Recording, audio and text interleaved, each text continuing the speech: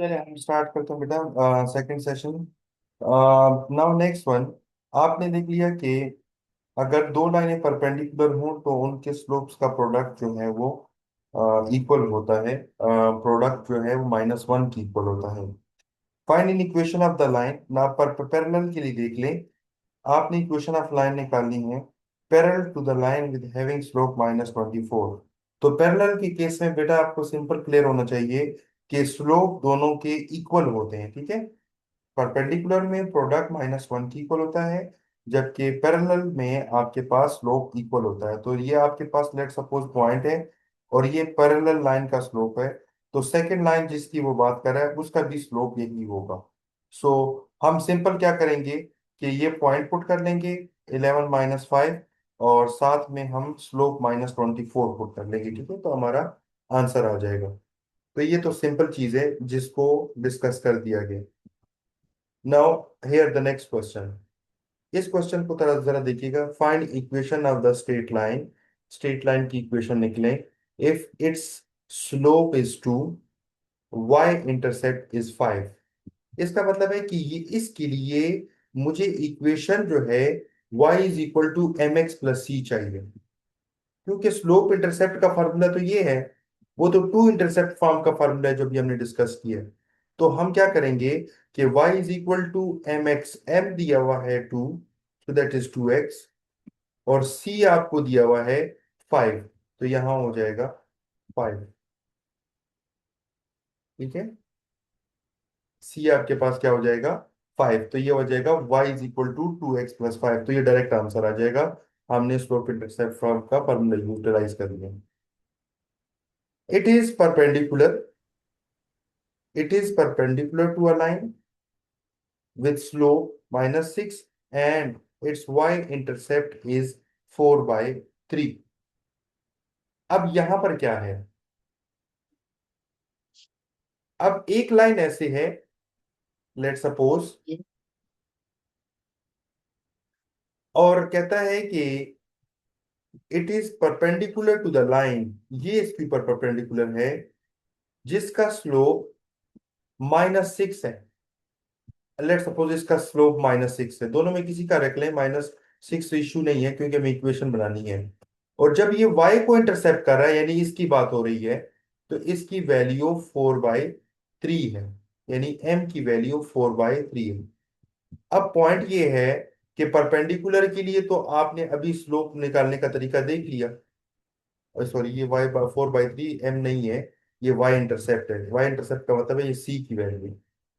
आपके पास ये m है -6/3, तो हम इसको नाम दे देते हैं m। और इस वाली लाइन को स्लोप को नाम देते हैं m प्राइम। सो हमें पता है कि अगर हमें m प्राइम चाहिए तो हमने अभी फार्मूला पढ़ा, m प्राइम बराबर होगा -1/m, that is equal to -1/-6। So ये माइनस माइनस कट जाएगा, आ जाएगा 1/6। m प्राइम की वैल्यू क्या आ गई? 1/6 आपके पास आ गई। अब m प्राइम की आ गई है, तो मुझे जब इक्वेशन यही चाहिए क्योंकि मेरे पास पॉइंट नहीं है, y इंटरसेप्ट है। तो m हुआ आपका जो आपको चाहिए 1/6 x, और c आपके पास है 4/3। तो आप इसको रिजॉल्व कर लें, आपका आंसर आ जाएगा, ठीक है। एलसीएम ले लें, बेशक 6 से मल्टीप्लाई कर लें, आप रिजॉल्व कर लें। सो ये आपके पास आ जाएगा आंसर। ये आपका कैलकुलेट करके आंसर आ जाएगा। तो ये आपको हम आसानी से कैलकुलेट कर लेंगे। तो ये आपका एक फार्मूला है जो कि मैंने आपको बता दिया रिजॉल्व करने का। यानी इक्वेशन ऑफ लाइन के केसेस हैं जो कि आपको पता होने चाहिए। अब मैं आगे चलता हूँ। इक्वेशन ऑफ लाइन के बाद डिफरेंट टॉपिक थोड़ा इसको बहुत डिटेल डिस्कस कर लिए।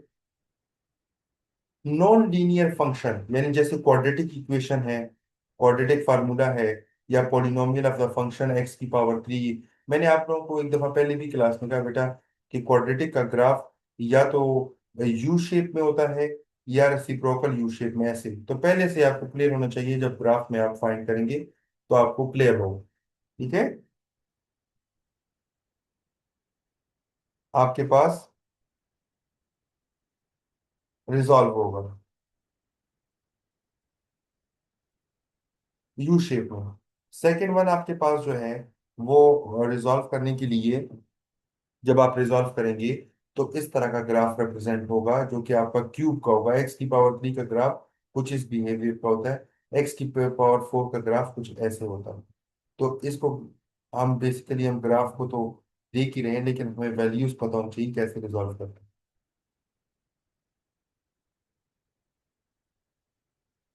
मैं फार्मूले पे जाऊंगा जिससे मुझे, हाँ ये रहा फार्मूला। अगर किसी क्वेश्चन में मैं कहूँ कि वर्टेक्स ऑफ अ पैराबोला निकालें, तो आपको ये फार्मूला याद होना चाहिए, -b/2a। मैं यहाँ लिख लेता हूँ।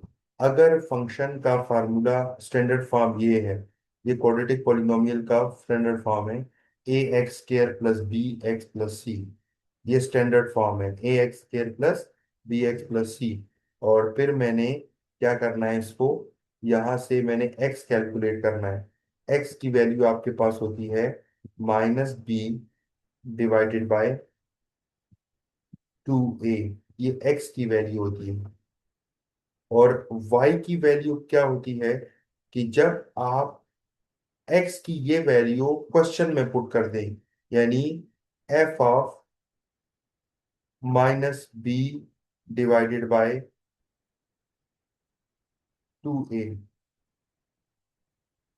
तो आपसे आपके पास y की वैल्यू आ जाएगी। ठीक है, आपकी y आप इस तरह कैलकुलेट कर लेंगे। So you can calculate the value of x and y, और इसको कहते हैं वर्टेक्स निकालना किसी भी फंक्शन का। हाँ ये याद रखना कि अगर a <0 हो तो आपका फंक्शन का ग्राफ जो है पैराबोला डाउनवर्ड होगा। ठीक है, और अगर आपका फंक्शन का ग्राफ अपवर्ड है, यानी कि एक वैल्यू पॉजिटिव है, तो पैराबोला अपवर्ड होगा। ठीक है, ये याद रखना। ये देखिए, find the vertex of a parabola. Parabola का वर्टेक्स निकालना है, तो ये, तो आपके पास ये फंक्शन है y = -3x² + 6x + 1। ठीक है, और इसको कैलकुलेट कर लेंगे। एक मिनट बेटा, मेरी कॉल आ रही है, जरा मैं पिक कर लूँ।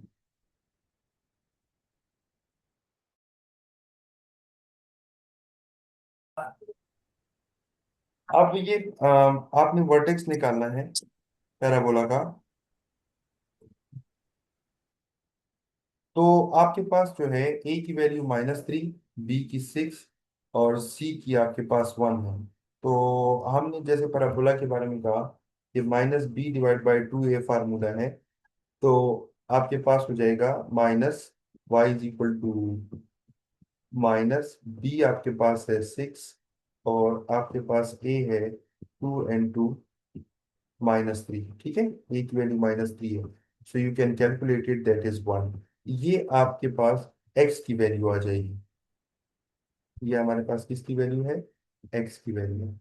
अब ये x की वैल्यू पुट करेंगे क्वेश्चन में, तो आपके पास वर्टेक्स का y कंपोनेंट आ जाएगा या y कोऑर्डिनेट आ जाएगा। तो आप ये 1 वैल्यू यहाँ पुट करें, तो y = -3 × 1 का स्क्वायर +6 × 1 +1। सो ये आ जाएगा y = -3 + 6 + 1।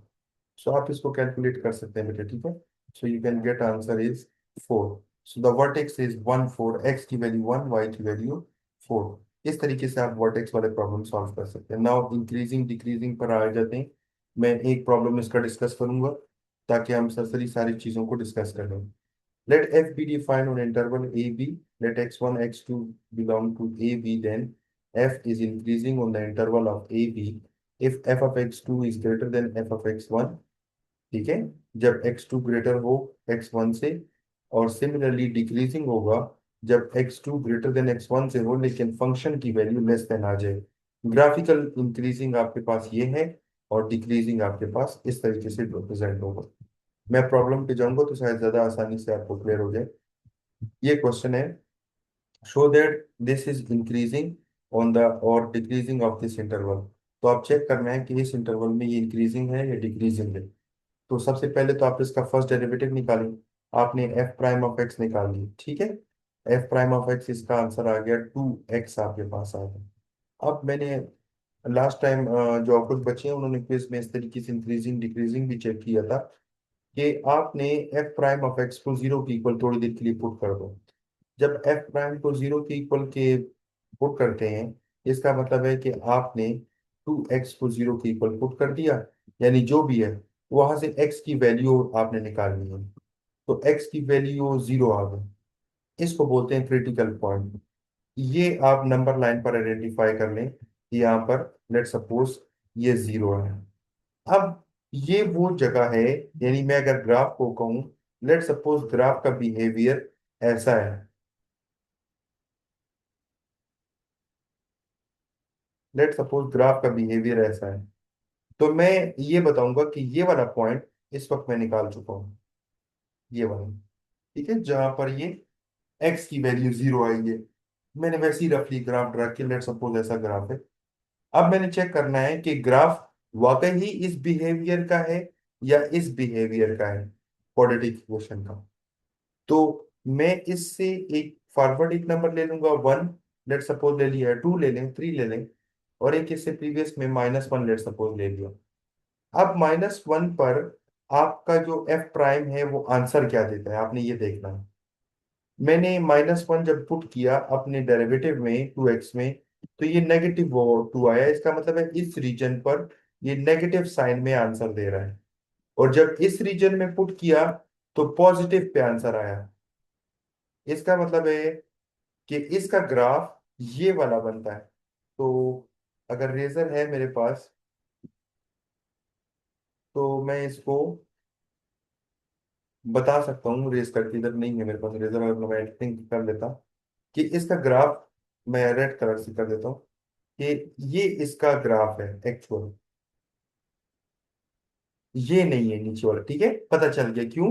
क्योंकि मैंने कहा था कि यहाँ पर डिक्रीजिंग है, ठीक है, और इधर से ऑनवर्ड डिक्रीजिंग है जो कि ग्राफ ने शो कराया है। तो मैं इंक्रीजिंग डिक्रीजिंग को ऐसे चेक करके वेरीफाई कर सकता। कोई क्वेश्चन किसी का बेटा?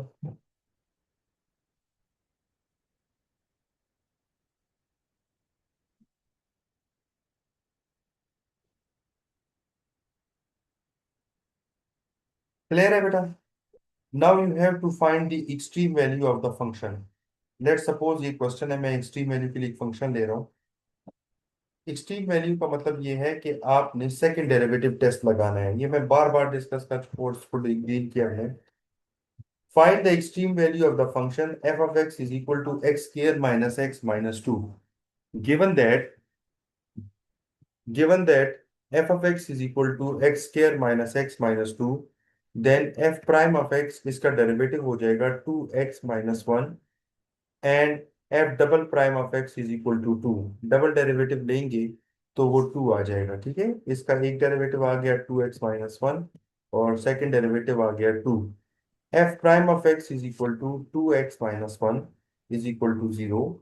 आपने क्रिटिकल पॉइंट निकालना है तो f प्राइम ऑफ x को 0 की इक्वल पुट करना है। आपने एफ प्राइम ऑफ एक्स को 0 की इक्वल पुट किया, एक्स की वैल्यू आ गई 1/2। एक्स की वैल्यू क्या आ गई? 1/2। Now you have to put this value in the second derivative. आप सेकेंड डेरिवेटिव में पुट करें तो सेकेंड डेरिवेटिव तो आपके पास उस वक्त आ भी 2, सो that is greater then 0, so it is minimum. अगर ग्रेटर देन 0 हो तो मिनिमम है, लेस देन 0 हो तो मैक्सिमम है। अब अक्सर सवाल में बच्चे यहीं तक कर लेते हैं और सवाल को स्टॉप कर लेते हैं, जबकि ये आंसर काफी नहीं है। फिर आपसे जब कहा जाए एक्सट्रीम वैल्यू, तो इसका मतलब है आपने एक्सट्रीम की वैल्यूज निकालनी है। एक्सट्रीम का मतलब ये है कि मिनिमम कहाँ तक ये फंक्शन क्या है, वो पॉइंट बता दो। तो आपने ये एक्स की वैल्यू फंक्शन में भी पुट करनी है ताकि आपको वैल्यू मिल जाए। So the value is -9/4 is the required minimum value.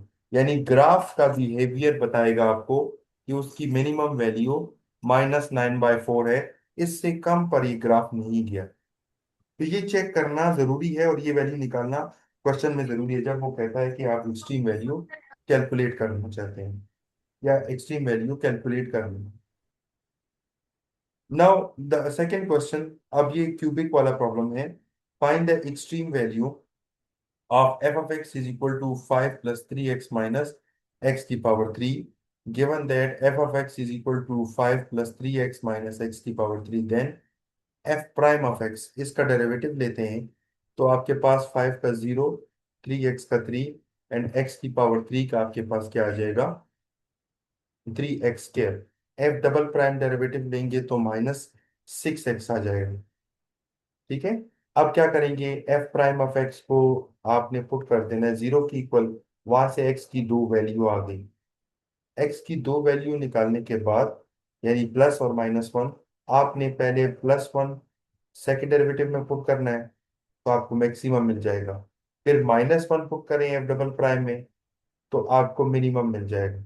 अब ये मिनिमम किस पॉइंट पर है ये तो पता चल गया, मैक्सिमम किस पॉइंट पर है ये भी पता चल गया, लेकिन वैल्यू क्या होगी वो पुट करने से पता चलेगी। तो आप फंक्शन में एक्स की वैल्यू -1 पुट कर दें और एक्स की वैल्यू +1 पुट कर दें, तो आपको पता चल जाएगा कि किस पॉइंट पर ये कितनी वैल्यूज की मैक्सिमम और मिनिमम है। क्या ये पॉइंट क्लियर हुआ बेटा आप लोगों को?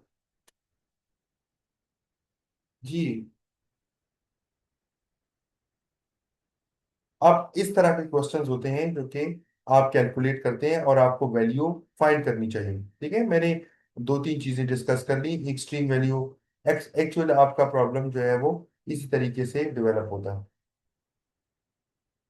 तो ये देखिए आपके पास ये सॉल्व प्रॉब्लम है, ये आप प्रैक्टिस करेंगे। ठीक है, इसी तरह का प्रॉब्लम पेपर में भी राइज होगा जो कि आप सॉल्व करेंगे।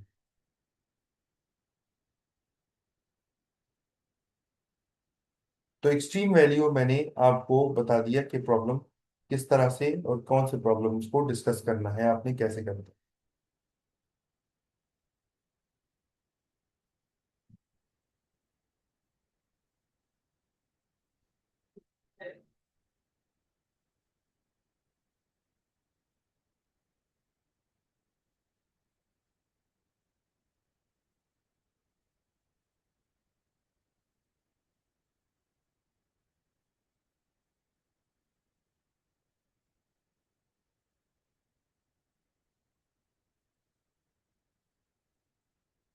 अब इसकी एक्सरसाइज है, यानी जो मैंने आपको स्लाइड शेयर की है, ये चैप्टर ये मैंने शेयर किया हुआ है।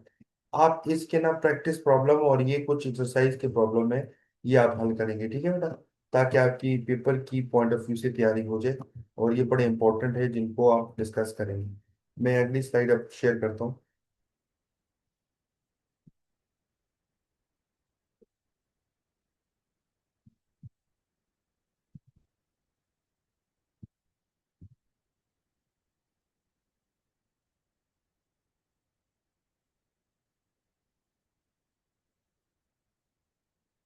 Now the next one.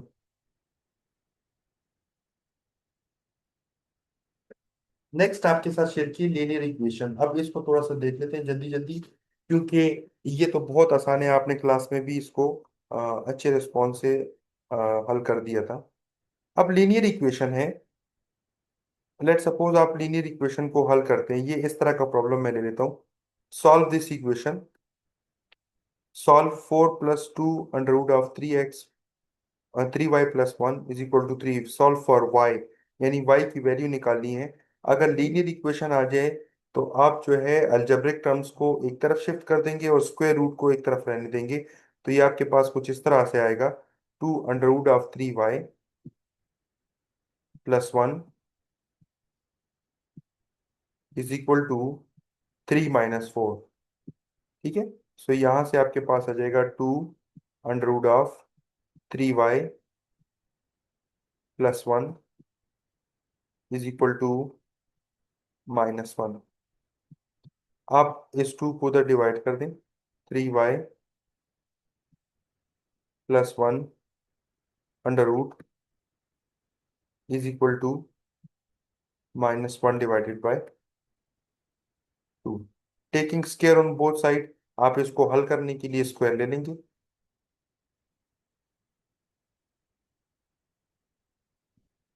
ठीक है, स्क्वायर स्क्वायर रूट को कैंसिल कर देगा। So that is 3y + 1 is equal to 1/4। ठीक है, 1 का स्क्वायर 1। और मजीद आप इस 1 को उधर ले जाएंगे, तो 3y इज इक्वल टू 1/4 -1। और यहाँ इसको सॉल्व करके -3/4 आ जाएगा। एलसीएम लेके करना है, ठीक है बेटा, या कैलकुलेटर से आप कर लेंगे। तो 3 को आप उधर डिवाइड कर लेंगे दूसरी साइड पे, तो y की वैल्यू आ जाएगी -1/4। ये आपके पास कैलकुलेट हो जाएगा, आंसर आ जाएगा। अब ये क्वेश्चन है, सिमिलरली डायरेक्ट स्क्वायर ले लेंगे। इस तरीके से क्वेश्चन सॉल्व कर सकते हैं। लीनियर इक्वेशन है, आपने क्लास में इसको देख लिया। मैं चलता हूँ एक और इम्पोर्टेंट पॉइंट पे। हाँ, ये समझ लें जरा। Consistent and inconsistent solution. The system of linear equation is said to be consistent. System of equation consistent होगा if it has one or more solution. अगर एक या एक से ज्यादा solution हो तो वो consistent होगा। And it is said to be inconsistent अगर उसका कोई solution नहीं निकलता तो वो inconsistent है। मैं आपको एक क्वेश्चन देता हूँ, आप जरा बताइएगा कि इसका x और y की वैल्यू कोई अभी निकाल के मुझे बता दे जल्दी से बेटा। आसान सा क्वेश्चन देता हूँ, चाहे जिस मर्जी मेथड से कर लें, क्रैमर से करना चाहते हैं, किसी और मेथड से करना चाहते हैं, तो आपकी मर्जी है। x + y = 1, x - y। चले, x + y, इसको मैं ठीक कर देता हूँ, क्वेश्चन चेंज कर देता हूँ। एक इक्वेशन ये है, एक है 2x + 2y = 6। बेटा ये क्वेश्चन नजर आ रहा है आप लोगों को? जी, क्वेश्चन नजर आया है?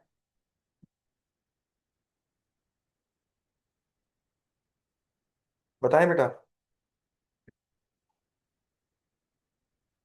Anyone yes sir, please. और ये लास्ट इक्वेशन क्या है सर? 2x + 2y = 6। आप इसको हल करके बेटा मुझे अभी बता दें एक्स और वाई की वैल्यू। इंपॉर्टेंट पॉइंट ये क्लियर हो जाएगा कंसिस्टेंट और इनकंसिस्टेंट का। जब सॉल्व हो जाए मुझे बता दीजिएगा।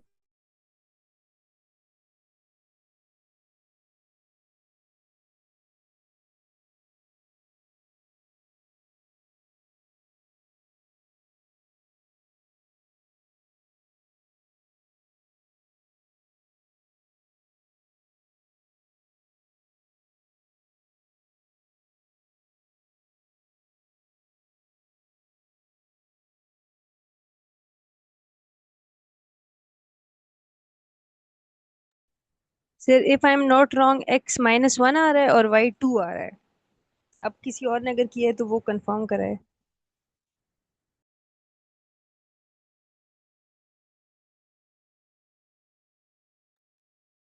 ओके ठीक है, अगर आप कहती हैं तो मैं इसको चेक कर लेता हूँ, मैं खुद वेरीफाई करता हूँ। अगर आपका वैल्यू यही आई है तो ये आपके वैल्यू जो आपने कहा, मुझे क्या क्या बताया आपने, -2 x और माइनस x-1 आ रहा है और y 2 आ रहा है। y2 आ रहा है। तो इसका मतलब है ये यूनिक सोल्यूशन है और इसको हम कंसिस्टेंट मानेंगे। लेकिन मैं इसको सॉल्व करता हूँ आपके सामने। ये एक इक्वेशन है और ये दूसरी इक्वेशन है, ओके, इक्वेशन 1 और 2। सर मैंने सो ग्रामर वगैरह से किसी ने से नहीं किया, मैंने बिल्कुल सिंपल किया है तो इसलिए। मैं भी सिंपल करूंगा बेटा, चाहे जिस मेथड से अच्छा। भी करें सोल्यूशन सेम आता है, ठीक है बेटा। So if okay okay. We are trying to multiply this equation with 2। Let suppose मैं इसको 2 से मल्टीप्लाई करूं, x का कोफिशिएंट सेम करना चाहता हूं। सो दैट इज, आपके पास हो जाएगा 2x + 2y = 2। पहली इक्वेशन को मैंने 2 से मल्टीप्लाई कर दिया। Now next one, second equation को इसके साथ सब्ट्रैक्ट करता हूं। सेकेंड इक्वेशन है 2x + 2y = 6। मैंने कहा कि इक्वेशन 1 को 2 से मल्टीप्लाई करें और सेकंड इक्वेशन के साथ सब्ट्रैक्ट कर दें। So subtraction mean you can change the sign of the second equation. So after the subtraction, you can see minus 2x plus 2x cancel, plus 2y minus 2y cancel. On the left hand side, you can get 0. On the right hand side, you can get minus 4. Is it possible 0 is equal to minus 4? Anyone please? No. इसका मतलब है ये system inconsistent था, ठीक है।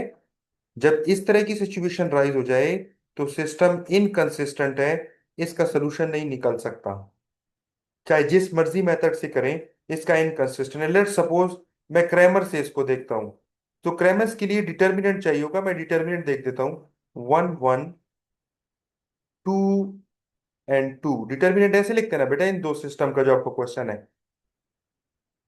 इसका coefficient 1, इसका coefficient 1, इसका कोफिशिएंट 2, इसका कोफिशिएंट 2, तो ये लिखा है। अगर ये डिटर्मिनेंट कैलकुलेट कर दें, सो 1 × 2 = 2, माइनस का साइन हमेशा डिटर्मिनेंट में होता है। 2 × 1 2, सो विच इज इक्वल टू 0। तो अगर किसी मैट्रिक्स का डिटर्मिनेंट 0 हो तो फिर इसका मतलब है कि उसका सोल्यूशन एग्जिस्ट नहीं करता। जब एग्जिस्ट नहीं करता तो ये इनकंसिस्टेंट है। ओके बेटा, क्लियर हो गया पॉइंट? सर मेरा एक क्वेश्चन है। जी बेटा बोले।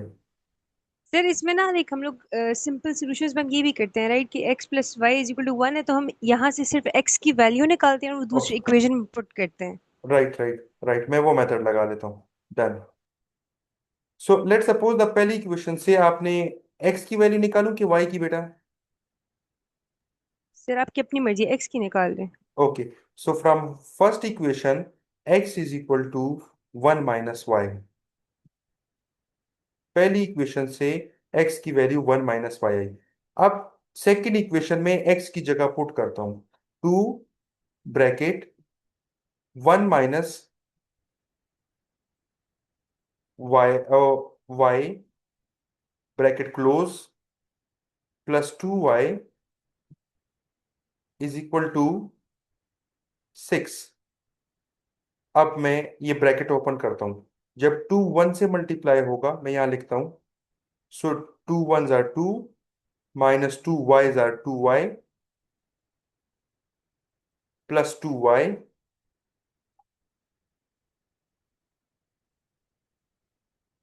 Is equal to 6। अब 2y नेगेटिव का पॉजिटिव के साथ कैंसिल हो गया। On the left hand side you can get 2, on the right hand side you can get 6। Is it possible 2 is equal to 6? No no सही है, बस मैंने इसमें ये गलती की थी कि मैंने 1 - y की जगह y - 1 लिखा था। ओके जी, ओके, ठीक हो गया, क्लियर हो गया। ठीक है बेटा, तो इनकंसिस्टेंट सिस्टम ऐसा होता है जैसे हमने इस क्वेश्चन में इसको हर मेथड से देख लिया कि इनकंसिस्टेंट की कंडीशन लेकर चल रहा है। नाउ नेक्स्ट वन, ये मुख्तलिफ क्वेश्चंस हैं। अब ये देखिए एक चार्ट, ये आपको मैं जूम करके दिखा देता हूँ। इस चार्ट से ना सारी बातों की वेरिफिकेशन हम कर लेते हैं। सिस्टम ऑफ लीनियर इक्वेशन, यानी एक से ज्यादा इक्वेशन होगी तो या तो कंसिस्टेंट सोल्यूशन होगा या इनकंसिस्टेंट होगा। इनकंसिस्टेंट की एग्जांपल मैंने दे दी आपको अभी। कंसिस्टेंट की क्या है? कंसिस्टेंट दो टाइप का होता है, यूनिक सोल्यूशन। लेट सपोज आप सॉल्व करते रहते हैं और x की वैल्यू कोई पर्टिकुलर नंबर आ जाता है, लेट सपोज 1 आ गई, और y की वैल्यू आपकी 3 आ गई लेट सपोज, तो ये यूनिक सोल्यूशन कहलाता है। लेकिन सम टाइम ऐसा होता है कि आपका इनफाइनाइट मेनी सोल्यूशन की तरफ केस चला जाता है। तो इसकी भी एक मिसाल मैं आपके सामने रख देता हूं। अब होगा ये, लेट सपोज मैंने एक प्रॉब्लम आपके सामने रखा, x + y + z is equal to 1, बल्कि मैं 0 रख देता हूँ लेट सपोज। दूसरी इक्वेशन रख लेता हूँ, x - z is equal to 0 and x + z is equal to 0। ये आपके पास लेट सपोज एक क्वेश्चन है। अब इस क्वेश्चन में किसी मेथड से भी आप एक्स वाई जी की वैल्यू निकालें, तीन है। लेट सपोज आप कहते हैं सेकंड और थर्ड को मैं ऐड कर देता हूं, तो जेड कट जाएगा। इसका मतलब है 2x की वैल्यू आपके पास क्या आ गई? जीरो आ गई। सही। बल्कि नहीं, ये वाली एग्जांपल यहाँ फिट नहीं होगी, ये यूनिक सोल्यूशन ले आएगा। मैं यहाँ पर मार्कर चेंज करके यहाँ माइनस रख देता हूँ। ठीक है। अब मैं आपको कह देता हूँ कि इन दोनों को सब्ट्रैक्ट कर दें, तो ये साइन चेंज हो गए। एक्स और वाई दोनों कट गए।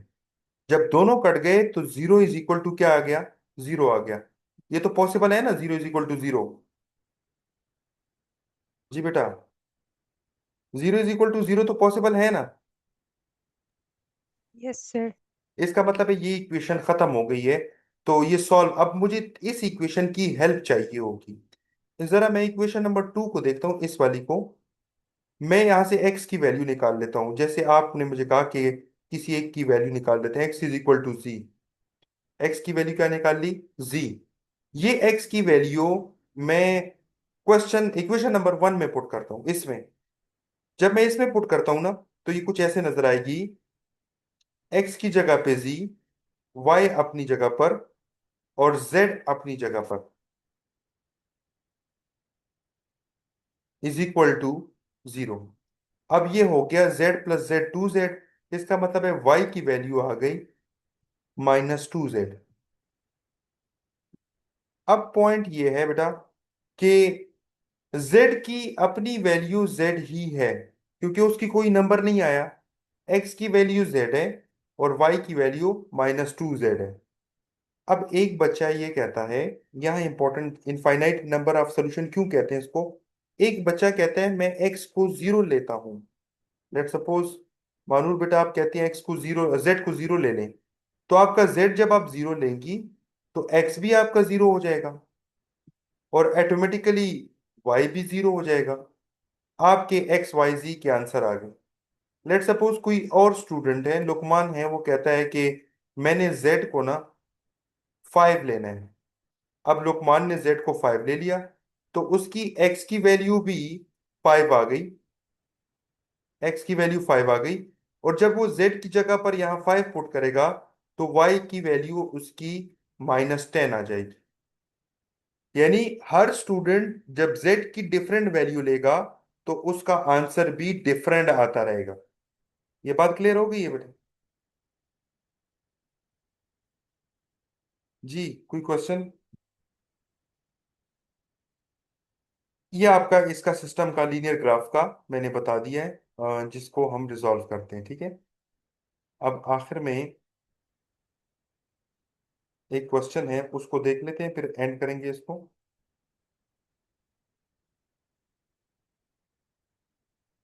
हाँ, ये ग्राफ का पोर्शन है।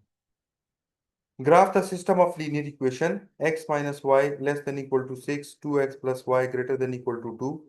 आपने सबसे पहले इन अनइक्वल को इक्वल में चेंज करना है, दो इक्वेशनें बना देनी है। जब इक्वेशन बना देंगे, ठीक है, तो फिर आपने एक काम करना है। देखो बेटा, इक्वेशन याद रखिएगा। आपने एक दफा बोलना है put y is equal to zero, y को जीरो पुट करना है। तो x की वैल्यू क्या आ गई? x की वैल्यू आपकी 6 आ गई। इसका मतलब है आपका जो एक पॉइंट हुआ, जिसको a का नाम दे दिया, वो 60 है।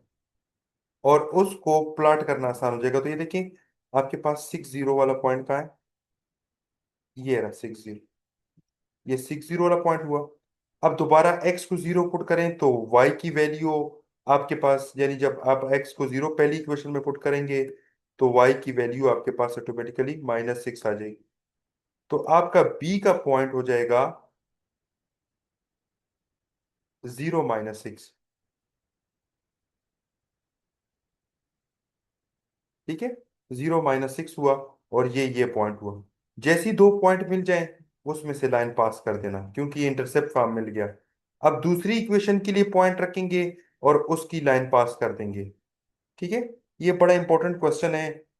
इसको भी समझना जरूरी है, क्योंकि ये मैंने जब क्लास में डिस्कस किया तो ग्राफ की रिप्रेजेंटेशन शो कराई थी। आपने शेडेड रीजन कैसे ढूंढना है, ये वाला रीजन कैसे आइडेंटिफाई होगा, ये क्वेश्चन है, लेट सपोज। अब ये देखिएगा, मैं आपके सामने रखता हूँ क्वेश्चंस को। ये आपके पास है, आप एक्स और वाई को जीरो रख दें। जीरो रख दिया, 0 is less than 6, is a true या फॉल्स? जी बोले बेटा।